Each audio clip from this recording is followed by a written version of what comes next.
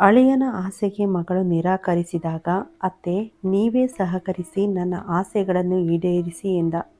Hi, welcome back to my channel. ಕತೆ ತುಂಬ interesting ಆಗಿದೆ. ಕತೆಗೆ ಹೋಗೋಕ್ಕಿಂತ ಮುಂಚೆ ಲೈಕ್ ಆ್ಯಂಡ್ ಸಬ್ಸ್ಕ್ರೈಬ್ ಮಾಡಿ. ಲೈಕ್ ಮಾಡಿದ್ರಿ ಅಲ್ವಾ? ಸರಿ, ಹಾಗಾದರೆ ಬನ್ನಿ ಕತೆಗೆ ಹೋಗೋಣ. ನಾನು ಪರಿಮಳ. ನನ್ನ ವಯಸ್ಸು 45. ನಾನು ವೃತ್ತಿಯಲ್ಲಿ ವಿಲೇಜ್ ಅಕೌಂಟೆಂಟ್ ಆಗಿದ್ದೆ. ನನಗೆ ಒಬ್ಬಳೇ ಮಗಳಿದ್ದಳು. ನನ್ನ ಗಂಡ ತೀರಿ ಹೋಗಿ 8 ವರ್ಷಗಳಾಗಿದ್ದವು.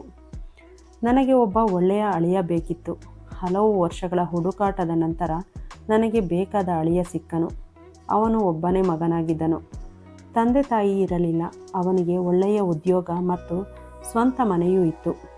ಮಗಳ ಮದುವೆಯ ನಂತರ ನಾನು ಯಾರಿಗೋಸ್ಕರ ದುಡಿಯಬೇಕೆಂದು ನನ್ನ ಕೆಲಸಕ್ಕೆ ರಾಜೀನಾಮೆ ನೀಡಿ ನಾನು ಮಗಳು ಮತ್ತು ಅಳಿಯನ ಜೊತೆ ಹೋಗಿ ಅಲ್ಲಿ ನೆಲೆಸಿದೆ.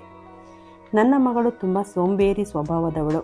ನನ್ನ ಅಳಿಯನೇ ಮನೆ ಕೆಲಸವನ್ನೆಲ್ಲ ಮಾಡಿ ಮಗುವನ್ನು ಸಹ ರೆಡಿ ಮಾಡಿ ಶಾಲೆಗೆ ಕಳುಹಿಸುತ್ತಿದ್ದ. ಅದಕ್ಕಾಗಿ ನಾನು ಅವರಿಗೆ ಸಹಾಯ ಮಾಡಿಕೊಡುವುದಕ್ಕೆ ಶುರು ಮಾಡಿದೆ. ಅದರಿಂದ ನನ್ನ ಮತ್ತು ಅಳಿಯನ ಬಾಂಧವ್ಯ ಇನ್ನೂ ಗಟ್ಟಿಯಾಯಿತು. ಹಾಗೆ ಇವರ ಮೊದಲನೇ ಮಹಡಿಯು ಒಂದು ಮನೆಯನ್ನು ಒಂದು ಗಂಡ ಹೆಂಡತಿಗೆ ಬಾಡಿಗೆಗೆ ಕೊಟ್ಟಿದ್ದರು. ನೋಡುತ್ತಾ ಸುನೀತಾ ಮತ್ತು ಅಳಿಯನ ಮಧ್ಯೆ ಏನೋ ಸರಿಯಿಲ್ಲ ಅಂತ ಅನಿಸೋಕೆ ಶುರುವಾಯಿತು. ಹಾಗೇ ಇರುವಾಗ ಅಳಿಯ ಹಾಲ್ನಲ್ಲಿ ಮಲಗೋಕೆ ಶುರು ಮಾಡಿದರು. ಸುಮಾರು 1 ತಿಂಗಳ ನಂತರ ಒಂದು ರಾತ್ರಿ ನಾನು ಮಲಗದೆ ಅಳಿಯನನ್ನು ಗಮನಿಸೋಣ ಎಂದು ಎಚ್ಚರವಿದ್ದೆ. ಅವರು ಮಧ್ಯರಾತ್ರಿ ಎಲ್ಲರೂ ಮಲಗಿದ ಮೇಲೆ ಬಾಗಿಲನ್ನು ತೆಗೆದು ನಿಧಾನವಾಗಿ ಮೊದಲನೇ ಮಹಡಿಯ ಬಾಡಿಗೆಯವರ ಮನೆಗೆ ಹೋಗುವುದನ್ನು ಗಮನಿಸಿದೆ. ಸುಮಾರು 1 ಗಂಟೆಯ ನಂತರ ಮನೆಗೆ ಬಂದು ಬಾಗಿಲನ್ನು ನಿಧಾನವಾಗಿ ಹಾಕಿ ಹಾಲ್ನಲ್ಲಿ ಮಲಗಿದರು. ನನಗೆ ಎಲ್ಲ ತಿಳಿದರೂ ನಾನು ಆ ರಾತ್ರಿ ಸುಮ್ಮನೆ ಮಲಗಿದೆ. ಮರುದಿನ ಸುನೀತಾ ಮಗಳನ್ನು ಕರೆದುಕೊಂಡು ಬ್ಯೂಟಿ ಪಾರ್ಲರ್ಗೆ ಹೋದಳು. ಇದೇ ಒಳ್ಳೆಯ ಸಮಯ ಎಂದು ಅಳಿಯನ ಜೊತೆ ಮಾತನಾಡಬೇಕೆಂದು ನಿರ್ಧರಿಸಿದೆ. ಅಳಿಯ ಹಾಲ್ನಲ್ಲಿ ಟಿವಿ ನೋಡುತ್ತಾ ಕುಳಿತಿದ್ದರು. ನಾನು ಅವರ ಬಳಿ ಹೋಗಿ ನಿಮ್ಮ ಜೊತೆ ಸ್ವಲ್ಪ ಮಾತನಾಡಬೇಕೆಂದು ಹೇಳಿದೆ. ಆಗ ಅಳಿಯಂದ್ರು ಸರಿ ಏನೆಂದು ಕೇಳಿದರು. ಆಗ ನಾನು ಅಳಿಯಂದ್ರೆ, ನಿನ್ನೆ ರಾತ್ರಿ ನಾನು ಒಂದು ವಿಷಯವನ್ನು ಗಮನಿಸಿದೆ. ನೀವು ನನ್ನ ಮಗಳು ಸುನೀತಾಳ ಜೊತೆ ರೂಮಿನಲ್ಲಿ ಒಟ್ಟಿಗೆ ಮಲಗಿಕೊಳ್ಳುತ್ತಿಲ್ಲ. ನಿನ್ನೆ ರಾತ್ರಿ ನೀವು ಮನೆ ಆಚೆ ಹೋಗಿದ್ದನ್ನು ನಾನು ನೋಡಿದೆ. ಅಷ್ಟೊತ್ತಿನಲ್ಲಿ ನೀವು ಎಲ್ಲಿಗೆ ಹೋಗಿದ್ರಿ ಎಂದು ವಿಚಾರಿಸಿದೆ. ಆಗ ಅಳಿಯ, ಅತ್ತೆ, ನಾನು ಸುನೀತಾಳನ್ನು ಮದುವೆಯಾಗಿ ನಾನು ಅವಳಿಂದ ಯಾವುದೇ ಸುಖವನ್ನು ಅನುಭವಿಸುತ್ತಿಲ್ಲ ಹಾಗೂ ನನ್ನ ಯಾವುದೇ ಆಸೆಗಳಿಗೂ ಅವಳು ಸಹಕರಿಸುತ್ತಿಲ್ಲ. ನಾನೇನು ಮಾಡಲಿ? ಅವಳು ತುಂಬ ಸೋಂಬೇರಿ. ಪತಿಗೂ ಸಮಯ ಕೊಡಬೇಕೆಂದು ಅವಳಿಗೆ ಗೊತ್ತಿರಬೇಕು. ಹಾಗಾಗಿ ನಾನು ಬಾಡಿಗೆ ಮನೆಯ ಹೆಂಗಸಿನೊಂದಿಗೆ ನನ್ನ ಆಸೆಗಳನ್ನು ಈಡೇರಿಸಿಕೊಳ್ಳುತ್ತಿದ್ದೇನೆ. ಅಳಿಯನ ಮಾತು ಕೇಳಿ ನನಗೆ ಆಘಾತವಾಯಿತು. ನೀವು ಮಾಡುತ್ತಿರುವುದು ತಪ್ಪು ಎಂದು ಅವರಿಗೆ ಹೇಳಿದೆ. ನನ್ನ ಮಗಳಿಗೆ ಮೋಸ ಮಾಡಬೇಡಿ ಎಂದು ಬೇಡಿಕೊಂಡೆ. ಆಗ ಅಳಿಯ, ನಾನು ನಿಮ್ಮ ಮಗಳಿಗೆ ಮೋಸ ಮಾಡುತ್ತಿಲ್ಲ. ಆದರೆ ನನ್ನ ಯೌವನವನ್ನು ಹಾಳು ಮಾಡಿಕೊಳ್ಳುವುದು ನನಗೆ ಇಷ್ಟ ಇಲ್ಲ.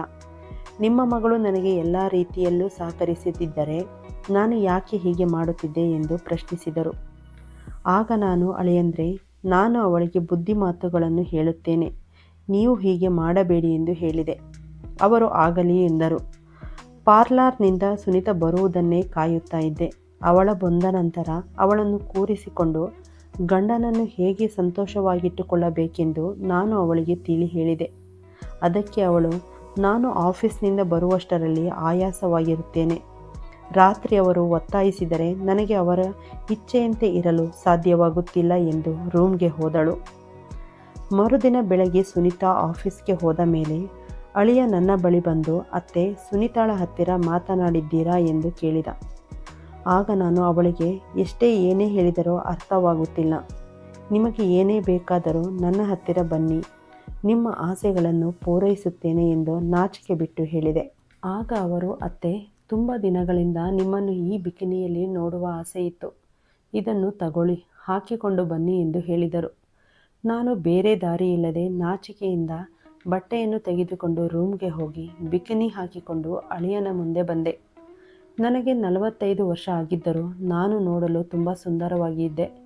ಅತ್ತೆ, ನಿಮ್ಮ ಮಗಳಿಗಿಂತ ನೀವೇ ಸುಂದರವಾಗಿದ್ದೀರಾ ಎಂದು ಹೊಗಳಿದರು. ನಿಮ್ಮನ್ನು ನೋಡಿದ ಮೇಲೆ ನನಗೆ ತಡೆದುಕೊಳ್ಳಲು ಆಗುತ್ತಿಲ್ಲ. ನಿಮ್ಮನ್ನು ಅನುಭವಿಸಬೇಕೆಂದು ಅನಿಸುತ್ತಿದೆ ಎಂದ. ಆಗ ನಾನು, ಅಳಿಯಂದ್ರೆ ಈಗ ಬೇಡ, ಸುನೀತಾ ಬರುವ ಸಮಯವಾಗಿದೆ, ರಾತ್ರಿ ಸುನೀತಾ ಮಲಗಿದ ಮೇಲೆ ನನ್ನ ರೂಮ್ಗೆ ಬನ್ನಿ ಎಂದು ಹೇಳಿದೆ. ಆಗ ಅಳಿಯ ಖುಷಿಯಿಂದ ನನ್ನನ್ನು ತಬ್ಬಿಕೊಂಡು ಒಂದು ಮುತ್ತನ್ನು ಕೊಟ್ಟು ಹ್ಞೂ ಎಂದು ಹೇಳಿ ಹೋದರು. ರಾತ್ರಿ ಸಮಯ ಬಂದೇ ಬಿಡ್ತು. ನನ್ನ ಮನಸ್ಸಿನಲ್ಲಿ ಒಂದು ರೀತಿಯ ತಳಮಳ ಆಗಲು ಶುರುವಾಯಿತು. ಸುನೀತಾ ಮಲಗಿದ ಮೇಲೆ ಅಳಿಯ ನನ್ನ ರೂಮಿಗೆ ಬಂದು ಡೋರ್ ಲಾಕ್ ಮಾಡಿ ನನ್ನ ಪಕ್ಕದಲ್ಲಿ ಬಂದು ಕುಳಿತು ನನ್ನ ಕೈಯ ಮೇಲೆ ಅವನ ಕೈಯನ್ನು ಇಟ್ಟನು. ನಿಧಾನವಾಗಿ ನನ್ನ ಕುತ್ತಿಗೆಗೆ ಚುಂಬಿಸಲು ಶುರು ಮಾಡಿದನು. ಎಷ್ಟೋ ವರ್ಷಗಳ ನಂತರ ಪರಪುರುಷನ ಸ್ಪರ್ಶದಿಂದ ನನ್ನ ದೇಹದಲ್ಲಿ ಒಂದು ರೀತಿಯ ವಿದ್ಯುತ್ ತರಂಗ ಶುರುವಾಯಿತು. ಆಗ ನಾನು, ಅಳಿಯಂದ್ರೆ ನಾನು ನಿಮಗೆ ಇಷ್ಟ ಇದ್ದೀನಾ, ಇಲ್ಲ ನೀವು ಅವಕಾಶ ಸಿಕ್ಕಿದೆ ಎಂದು ಈ ರೀತಿ ಮಾಡುತ್ತಿದ್ದೀರಾ ಎಂದು ಕೇಳಿದೆ.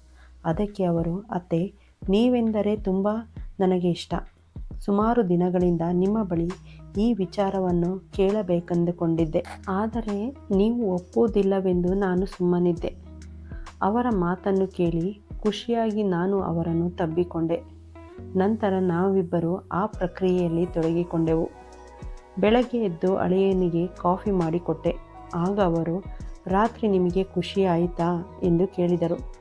ನಾನು ಹೌದು ಎಂದು ನಾಚಿಕೆಯಿಂದ ಅವರಿಗೆ ಮುತ್ತನ್ನು ಕೊಟ್ಟು ಅಡುಗೆ ಮನೆಗೆ ಹೋದೆ.